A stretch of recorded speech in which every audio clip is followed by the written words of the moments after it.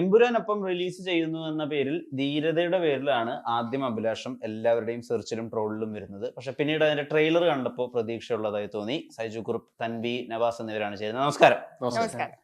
ആ ട്രോളുകൾ കണ്ടിരുന്നോ? സൈജു കുറുപ്പിന്റെ ധീരതയ്ക്കുള്ള അംഗീകാരം. അയ്യോ വിഷ്ണു, ഈ കാലഘട്ടത്തിൽ ഓവർഫ്ലോ കിട്ടുമെന്നുള്ളതാണ്. കിട്ടുമോ എന്നുള്ളതാണ്. അതാണ് ഇപ്പൊ ബുക്ക് മൈ ഷോയില് ഇന്നിപ്പോ സീറ്റ് ഇല്ലെങ്കിൽ അവര് അടുത്ത ദിവസം അല്ലെങ്കിൽ അടുത്ത ഷോയ്ക്ക് എപ്പോഴാണ് സീറ്റ് കിട്ടുന്നത് അത് വെച്ചിട്ടല്ലേ ഈ വീട്ടിൽ നിന്ന് പുറത്തിറങ്ങിയിട്ട് ക്യൂവിൽ പോയി നിന്നിട്ട് പകുതിയാകുമ്പോഴത്തേക്കും ഹൗസ്ഫുളിന്റെ ബോർഡ് വരുന്നു, ബാക്കി ക്യൂവിൽ നിന്ന് പകുതി ആൾക്കാർ കിട്ടാത്ത അടുത്തുള്ള തിയേറ്ററിൽ പോകുന്ന ആ ഒരു സംഭവം അല്ലല്ലോ. അപ്പൊ അത് നമ്മൾ അങ്ങനെ പ്രതീക്ഷിക്കുന്നില്ല.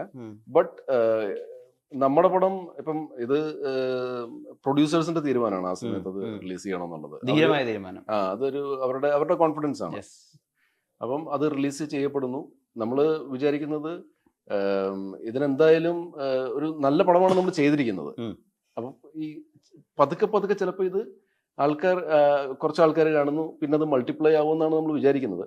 അപ്പൊ ആ ഒരു ഗട്ട് ഫീലാണ് നമ്മൾ പോകുന്നത്. പക്ഷെ നേരത്തെ പറഞ്ഞ ഓവർഫ്ലോ പരിപാടി എനിക്ക് തോന്നുന്നില്ല അത് ഈ കാലഘട്ടത്തിൽ അത് ഉണ്ടാവുമെന്ന്. തൻവി, ഞാൻ ഒരു പണ്ടത്തെ അഭിമുഖത്തിൽ കേട്ടിട്ടുണ്ട്, ചിരി ഭയങ്കര ഇൻസെക്യൂരിറ്റി ആയിരുന്നു, കാരണം ചിരി കാരണം മിസ്സായ ഓഡീഷൻസ് ഉണ്ടായിരുന്നു എന്നുള്ളത്. ഓർമ്മയുണ്ടോ? ചിരി കാരണം ഒരു സിനിമ മിസ്സായിട്ടുണ്ട്. അത് ഒരിക്കലും എന്റെ ഇൻസെക്യൂരിറ്റി ആയിരുന്നില്ല. ഓക്കെ. ഇപ്പൊ ചിരിക്ക് ഭയങ്കര ഫാൻസ് ഉണ്ട്. ഉണ്ട്. ഇപ്പൊ ഭയങ്കര പേഴ്സണൽ ആയിട്ട് പറയുകയാണെങ്കിൽ ഇപ്പൊ എന്റെ ഫാമിലിയിൽ തൻവിയുടെ മറ്റേ അമ്പിളിയിലത്തെ സോങ് ടി വിയിൽ പോയിക്കൊണ്ടിരിക്കുമ്പോ ഈ കുട്ടി കൊള്ളാലെ എന്താ പേരെന്ന് പറഞ്ഞിട്ട് തൻവി എന്ന് പറഞ്ഞിട്ട് പേരന്വേഷിച്ചിട്ട് എന്റെ ഏട്ടന്റെ മകളുടെ പേര് തൻവി എന്നാ. അപ്പം അല്ല, ഇത് ആക്ച്വലി അമ്പിളിക്ക് ശേഷം എന്നോട് 2 പേര് പറഞ്ഞിട്ടുണ്ടായിരുന്നു. എനിക്ക് ഇൻസ്റ്റാഗ്രാമിൽ മെസ്സേജ് അയച്ചിട്ടുണ്ടായിരുന്നു, ഈ സിനിമ കണ്ടിട്ട് പേരിട്ടിട്ടുണ്ട് എന്നുള്ളത്. അപ്പൊ അന്ന് ആ ചിരിക്ക് അത് ഇന്ന് ചിരിക്ക് ഭയങ്കര ഒരു ഫാൻ ഫോളോയിങ് വരുന്നു. ഒരു സ്ഥലത്ത് റിജക്ട് ആയതെന്ന് ഭയങ്കര വലിയൊരു USB ആവുന്നു. അങ്ങനെ ചിന്തിച്ചിട്ടുണ്ടോ? സത്യം പറഞ്ഞാൽ എന്താണെന്നറിയോ, ഇത് ഇപ്പം നടക്കുന്ന കാര്യങ്ങൾ ഇപ്പൊ ആ സമയത്ത് നടന്നു കഴിഞ്ഞു എന്നല്ലാതെ ഞാനത് ഇന്റർവ്യൂവിൽ വന്നപ്പോൾ ഏതൊരു സമയത്ത് ഞാനത് പറഞ്ഞതാ. പക്ഷെ അത് പിന്നെ പോയ എല്ലാ ഇന്റർവ്യൂസിലും ചോദിച്ചിട്ടുണ്ട്. അപ്പൊ എനിക്കൊന്നും ഞാൻ കൂടുതൽ അത് ആലോചിച്ചിട്ടുള്ളത് ഈ ഇന്റർവ്യൂസിൽ വരുന്ന സമയത്താണ്. അല്ലാതെ ഡെയിലി ലൈഫിലൊന്നും അങ്ങനെ ആലോചിച്ചിട്ടില്ല. ഡെയിലി ലൈഫിനല്ല, ഞാനത് ആലോചിച്ചിട്ടേ ഇല്ല. സിനിമ അസോസിയേറ്റഡ് ആയിട്ടും ആലോചിച്ചിട്ടില്ല. ഇല്ല. അങ്ങനെ ഇഷ്ടംപോലെ ഞാൻ പറയട്ടെ, ഞാൻ പണ്ട് വേറൊരു സിനിമയ്ക്ക് വന്നതിന്റെ പൂജയൊക്കെ കഴിഞ്ഞിട്ടുണ്ട്. പൂജ കഴിഞ്ഞ് ഞാനും അച്ഛനും അമ്മയൊക്കെ കൂടിയിട്ടാണ് വന്നത്. അത് ഇതിനേക്കാളും മുന്നേ നടന്നൊരു സംഭവം. അപ്പൊ അതിന് പൂജയ്ക്കൊക്കെ വന്ന് ഞാൻ ആ സമയത്ത് ലീവ് എടുത്ത്, ബാങ്കിൽ ലീവ് കിട്ടാൻ ഭയങ്കര ബുദ്ധിമുട്ട്. അപ്പം കൊല്ലത്തിൽ നമുക്കൊരു മാൻഡേറ്ററി എന്താണ് അതിന്റെ പേര് എനിക്ക് ഓർമ്മയില്ല, ഒരു MT എന്ന് പറഞ്ഞിട്ട് 2 ആഴ്ച കണ്ടിന്യൂസ് ലീവ് എടുക്കണം എന്നുണ്ട് നമ്മള് കോർപ്പറേറ്റ്. നമുക്കത് എന്തായാലും എടുക്കണം. ബിക്കോസ് ഈ ഒരു സമയത്താണ് നമ്മളില്ലാത്ത സമയം ഇവര് നമ്മളെ ആകെ മൊത്തം ചെക്ക് ചെയ്യുന്നതും കാര്യങ്ങളും നമ്മൾ സിസ്റ്റം ഒക്കെ ചെക്ക് ചെയ്യുന്ന ഒരു സിസ്റ്റം ഉണ്ട്. അപ്പം 2 വീക്സ് എന്തായാലും മാൻഡേറ്ററി ആയിട്ട് നമ്മൾ ലീവ് എടുക്കണം എന്നുണ്ട്. അപ്പൊ ഞാൻ ആ ലീവ് ഒക്കെ എടുത്ത് വന്നിട്ടുണ്ട്. അപ്പൊ ആ സമയത്തൊന്നും അച്ഛൻ അങ്ങനെ വലിയ താല്പര്യമില്ല ഞാൻ സിനിമ ചെയ്യുന്നത്. പക്ഷെ അങ്ങനെ എനിക്കത് താല്പര്യം ഉണ്ടെന്നുള്ളത് കൊണ്ട് മാത്രം വന്ന്. അപ്പൊ ഇവിടെ വന്ന് അറേഞ്ച് ചെയ്ത റൂമൊക്കെ ഭയങ്കര മോശമായിരുന്നു. അപ്പൊ ഞാൻ എന്തായാലും ഇല്ല സിനിമ എന്നുള്ള രീതിയിൽ കുറെ ആൾക്കാരോട് പറഞ്ഞ് ലീവ് എടുക്കുമ്പോൾ കാരണം പറയണല്ലോ, അപ്പൊ സിനിമയിൽ പോകുന്നതെന്നൊക്കെ പറഞ്ഞ് വന്ന്. അത് കഴിഞ്ഞ് ഇവിടെ വന്ന് പൂജയൊക്കെ കഴിഞ്ഞു. പൂജ കഴിഞ്ഞ് ആ സമയത്ത് എനിക്ക് തോന്നുന്നു അതിന്റെ കൺട്രോൾ ഇറങ്ങാനായിട്ട് അച്ഛനോട് പറഞ്ഞിട്ടുണ്ടായിരുന്നു, നടക്കാൻ ചാൻസ് ഭയങ്കര കുറവാ, പ്രൊഡ്യൂസർ മാറിയിട്ടുണ്ട് എന്ന് പറഞ്ഞു.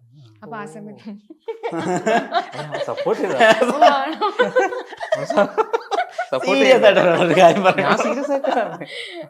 അപ്പൊ അതൊക്കെ കഴിഞ്ഞ് അപ്പൊ അതൊരു 2 ഫ്രണ്ട്സും ഒരു ബ്രദറും 2 ബ്രദറും ഒരു ഫ്രണ്ടും കൂടി ചെയ്യുന്ന സിനിമയായിരുന്നു. അപ്പൊ അവരാണത് ചെയ്യുന്നത്. അപ്പൊ അത് കഴിയുമ്പോഴത്തേക്ക് ഇവരെന്റെ അടുത്ത് പറഞ്ഞ പ്രൊഡ്യൂസറിന്റെ ആരോ അങ്കിളിന് അങ്ങനെ ഹാർട്ട് അറ്റാക്ക് ആയി. അപ്പൊ അവരത് മാറി ഇപ്പൊ 2 ദിവസത്തിൽ കണ്ടുപിടിക്കാന്നൊക്കെ പറഞ്ഞു. ഇപ്പൊ 2 ദിവസം നമ്മൾ അവിടെ നിന്നു. അത് കഴിഞ്ഞിട്ട് ഇവര് പറഞ്ഞു എന്തായാലും തിരിച്ചു പോയിക്കോ, നമ്മൾ എന്നാലും ഈ ഒരു ഇത് ഓൾമോസ്റ്റ് ഓൺ ആവുന്ന സമയത്ത് നമ്മൾ വിളിക്കാന്നൊക്കെ പറഞ്ഞു പോയി.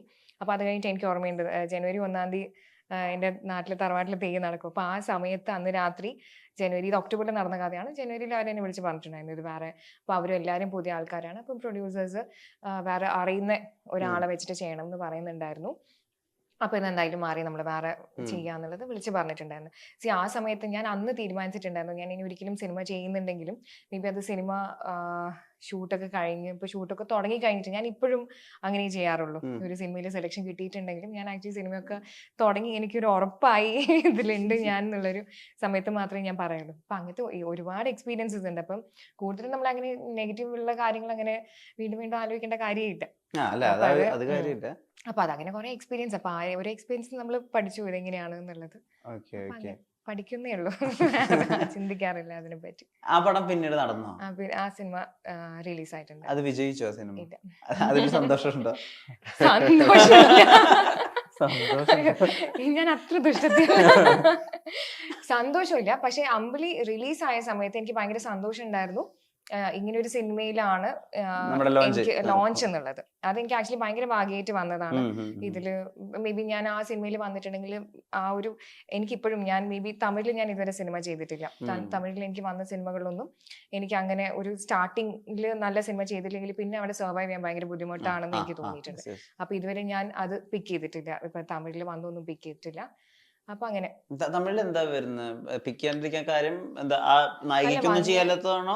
പ്രത്യേകിച്ച് നമ്മളിപ്പം പേരിന് മാത്രം സിനിമ ചെയ്തിട്ട് കാര്യമില്ല എന്നുള്ളത് തോന്നിയിട്ടുണ്ട്. അപ്പം കുറച്ചും കൂടി ആൾക്കാർ കാണുന്ന നല്ലൊരു റോളാണെങ്കിൽ ക്യൂട്ടൊന്നുമില്ല. എനിക്ക് ഇതുവരെ അങ്ങനെ ക്യൂട്ട് ചെയ്യണം എന്നുള്ളത് തോന്നിയിട്ടില്ല. അവരങ്ങനെയാണോ പറയാന്ന്? അല്ല, വന്ന സിനിമകള് അങ്ങനെയൊന്നും എനിക്ക് തോന്നി. ഇപ്പം ആ വന്ന സിനിമകളും 2-3 സിനിമകൾ റിലീസ് ആയിട്ടുണ്ട്. അതൊന്നും ഒരു അങ്ങനെ ഒരു ഇമ്പാക്ട് ഉള്ള ഒരു സിനിമയായിട്ടില്ല. അപ്പൊ എനിക്കത് പിക്ക് ചെയ്യാത്തതിൽ വലിയ സങ്കടമൊന്നുമില്ല. വരും, നല്ല സിനിമ വരും. ഈ നായകന്റെ പ്രണയം നടക്കാൻ വേണ്ടിയിട്ടുള്ള കൂട്ടുകാരുണ്ടല്ലോ, ഉപദേശമൊക്കെ കൊടുത്തിട്ട്, അത് നിങ്ങൾ തമാശയിൽ ചെയ്തിട്ടുണ്ട്, നദികൾ സന്ധ്യയിൽ ചെയ്തിട്ടുണ്ട്. അഭിലാഷത്തിൽ അതെന്താ വ്യത്യാസം? അഭിലാഷത്തിൽ ലേസൂടി ഒരു വിദ്യാഭ്യാസത്തെ കുറിച്ച് വക്കീല അതില്. അപ്പൊ അതിൻ്റെതായിട്ടുള്ള ഒരു പോയിന്റ് ഒക്കെ അറിയാം, ആ ഒരു പോയിന്റ് ഒക്കെ അറിയാം.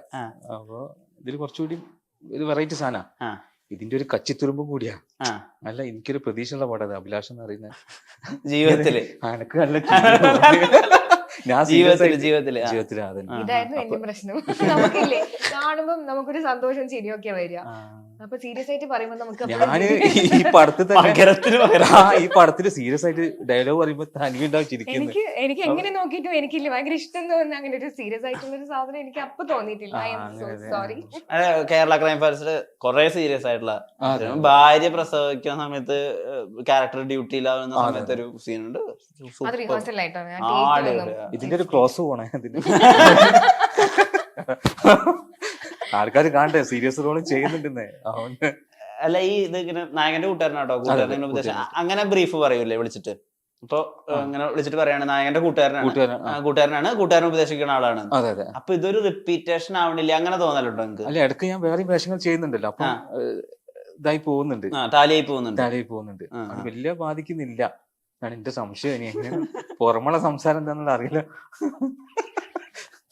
നല്ലൊരു അങ്ങാടി നിലവാരം എടുത്ത് നോക്കലുണ്ടോ നിങ്ങൾ? എന്താ എന്നെ പറ്റിയ ഇൻഡസ്ട്രിയുടെ അഭിപ്രായം? അങ്ങാടി നിലവാരം, അതായത് മാർക്കറ്റ് വാല്യൂ ഇപ്പം കുറെ പോയില്ലേ? സുഡാനി ഇവിടെ എത്തിയില്ലേ? അറിയാലോ, എവിടെ എത്തിയില്ല, ഇങ്ങനെ പോകുന്നുണ്ടോ? സുഡാനി കഴിഞ്ഞപ്പോ എന്താ ചോദിച്ചു ഇങ്ങനെ നേരെ ഇങ്ങനെ കോളായിരിക്കും? സുഡാനി കഴിഞ്ഞപ്പോ ഞാൻ അടുത്ത പെയിന്റിങ് കഴിഞ്ഞു. പക്ഷെ എന്തോ പഠിച്ചോണ്ട് ഇതിനോണ്ട് പടങ്ങൾ കിട്ടി, ഇപ്പൊ പടം വരെ ഇരിക്കുന്നുണ്ട്. ഈ പെയിന്റിങ്ങിലെ ഒരു സുഖമുള്ള ഒരു ഫേസ് ഉണ്ടല്ലോ, അതായത് പണി നന്നായി കിട്ടിക്കൊണ്ടിരിക്കുന്ന സമയത്ത് ഒരു സന്തോഷം. ഈ പക്ഷെ പടത്തിൽ അങ്ങനെ ഇല്ല, നമ്മൾക്ക് എപ്പോഴും അങ്ങനെ പടം കിട്ടിക്കൊള്ളണം നിർബന്ധമില്ല.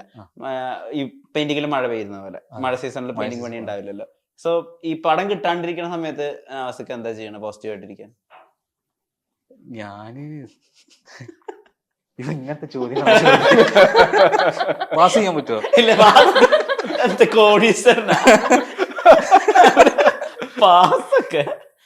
ഞാൻ ഈ സുഹൃത്തുക്കളെ കൂടെ തമാശകൾ പറയും, പക്ഷെ ഉള്ളില് കരയായിരിക്കും, പക്ഷെ പുറമെ കാണിക്കില്ലാണ്. എനിക്ക് അങ്ങനെ സ്വഭാവമുണ്ട്. പുറമെ അങ്ങനെ ചിരിച്ചുകൊണ്ട് നിൽക്കും, കുറെ ഇതാക്കും. അങ്ങനെ സിനിമ അങ്ങനെ വരാണ്ട് നിന്നില്ല എനിക്കങ്ങനെ. ഒന്ന് കഴിയുമ്പത്തിന് ഒന്ന് കിട്ടുന്നുണ്ട്. ഞാൻ എല്ലാ പടം ചെയ്യല്ലോ, സെലക്റ്റീവ് ഒന്നല്ല. ആൾക്കാര് കഥ കേൾക്കാൻ നിൽക്കൂല. പിന്നെ ഇപ്പോഴാണ് കുറച്ചുകൂടി കഥ കേൾക്കാനൊക്കെ. ഇനിയിപ്പോ കഥ കേൾക്കണം നൽകാണെങ്കിൽ ഞാൻ പടം നഷ്ടപ്പെടുക വിചാരിച്ചിട്ട് അതിന് നിൽക്കൂല. അങ്ങനെ ഒരു പേടിയുണ്ട് ഇത് കഥ കേൾക്കാൻ നിന്ന് കഴിഞ്ഞാൽ നമ്മളെന്തോ വലിയ സംഭവം വിചാരിക്കും, അതുകൊണ്ട് പടം കിട്ടില്ല. സത്യം ഉണ്ട്, അങ്ങനെ പേടിയുണ്ട്. ക്യാഷിന്റെ കാര്യത്തിൽ ക്യാഷ് പറയുമ്പോ ഇതൊക്കെ ഇത് ഓരോരുത്തർ പറഞ്ഞിട്ട് ഞാൻ അങ്ങനെ കേൾക്കുന്നുണ്ട്. ഞാൻ ഇപ്പൊ നിങ്ങൾ രണ്ടാൾ സംസാരിക്കും, ഞാൻ നോക്കുന്നത് എന്താ പറയുന്നത്. അപ്പൊ ഇതൊക്കെ ആയിരിക്കും പറയാ, പൈസ പറഞ്ഞ സാഹചര്യത്തിൽ ഓനെ ഒഴിവാക്കി, അല്ലെങ്കിൽ കഥ അങ്ങനെയൊക്കെ കേൾക്കുമല്ലോ. പക്ഷെ അതൊന്നും നോക്കലില്ല. അപ്പൊ ഞാൻ ആരെങ്കിലും വിളിക്കുമ്പോ ചിലപ്പോ എന്നോട് ഇങ്ങോട്ട് കഥ പറയും. ഇപ്പോഴൊക്കെ കഥ പറയലുണ്ട്, കഥ പറയും. ഇപ്പൊ സെറ്റാണ്. ഇപ്പൊ സിനിമനെ കൊണ്ടല്ലേ ജീവിതം കഴിഞ്ഞു പോകുന്നത്.